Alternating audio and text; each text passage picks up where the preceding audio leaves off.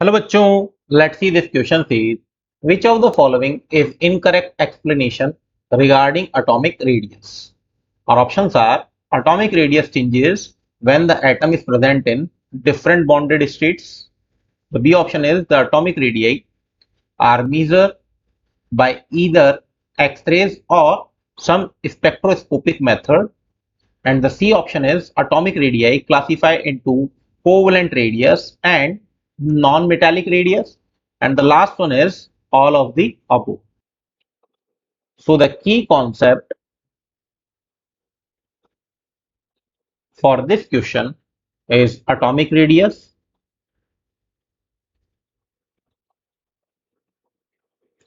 और atomic radius के बारे में आप लोग बोले तो आप बोल सकते हैं distance between nucleus to outermost shell electron is known as atomic radius.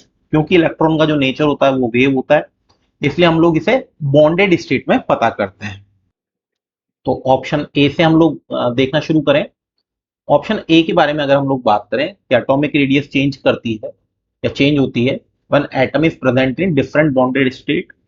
तो एटॉमिक रेडियस चेंजेस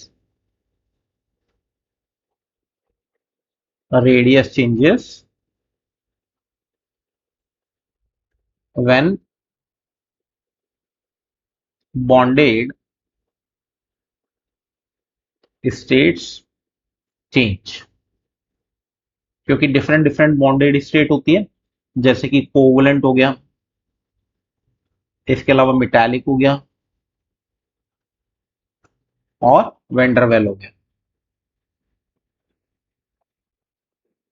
क्लियर? तो इस तरह की रेडियस होती है जिसमें हम लोग बॉन्डेड स्टेट में रेडियस को पता करते हैं। तो अगर आप इसको चेंज करेंगे, क्योंकि हम लोग जैसे बात करें तो कोवलेंट रेडियस में ओवरलैपिंग होती है या आप बोलते शेयरिंग ऑफ इलेक्ट्रॉन होती है, तो हम लोगों को पता करना पड़ता है रेडियस।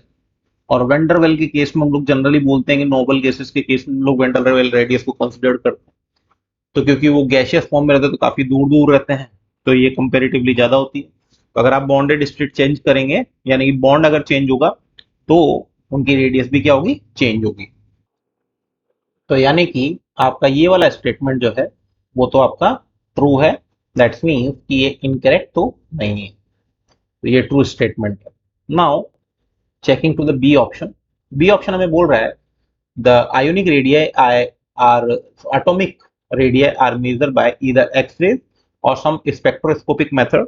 मैं आपको बता दूं कि एटॉमिक रेडियस को मेजर करने के लिए जनरली एक्स-रेज, डिफ्रैक्शन मेथड और some other spectroscopic method use किए जाते हैं।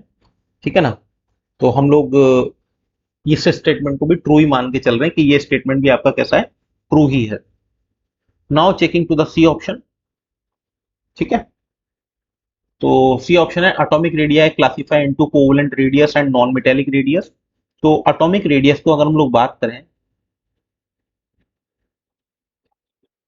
पढ़ते हैं कोवेलेंट रेडियस, इसके अलावा बात करें मेटालिक, जैसा कि मैंने आपको ऊपर भी बताया, रेडियाई, इसके अलावा बोल दे वेंडरवेल और आयोनिक भी पढ़ते हैं, जिसमें एनानो कैटायनिक रेडियस भी हम लोग पढ़ते हैं, आयोनिक रेडियस। ठीक है, तो नॉन मेटेलिक में कैटेगराइज नहीं किया जाता। ठीक है, तो ये ऑप्शन आपका क्या है, इनकरेक्ट है। बाकी दोनों आपके, तो ये स्टेटमेंट आपका हो जाएगा फॉल्स, यानी कि incorrect. So the right option is c. Hope you understood it well. Best of luck.